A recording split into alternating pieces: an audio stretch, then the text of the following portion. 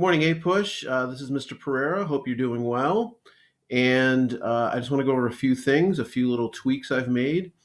One of the first things you'll notice in Schoology is that I've added the daily agenda that we use throughout the year. It's a little different, but it's right there and it's linkable, so that can make it a lot easier for you to get to things as needed. There's really nothing inside this folder. It's just a place to put this. And as you can see there, everything's linkable.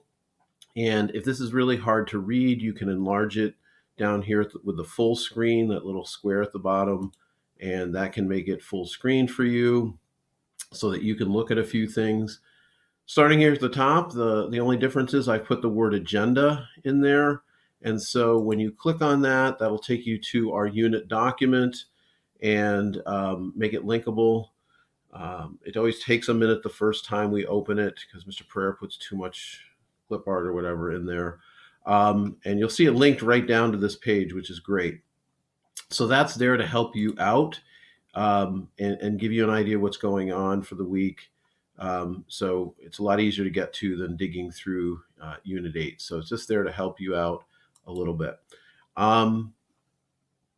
Also in there are links to all the suggested activities for each day, for the day.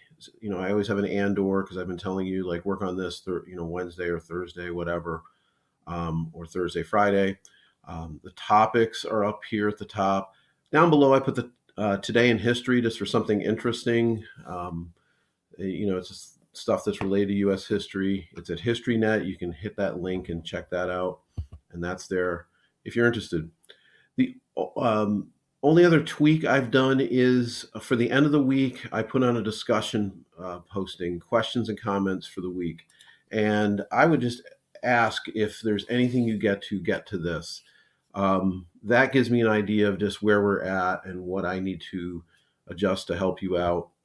So take a look at it and, what is something you learned about in the current unit? What are some specific questions you have, general questions you have? You don't have to answer all 6 of these. Answer just one. You don't have to do it on Friday.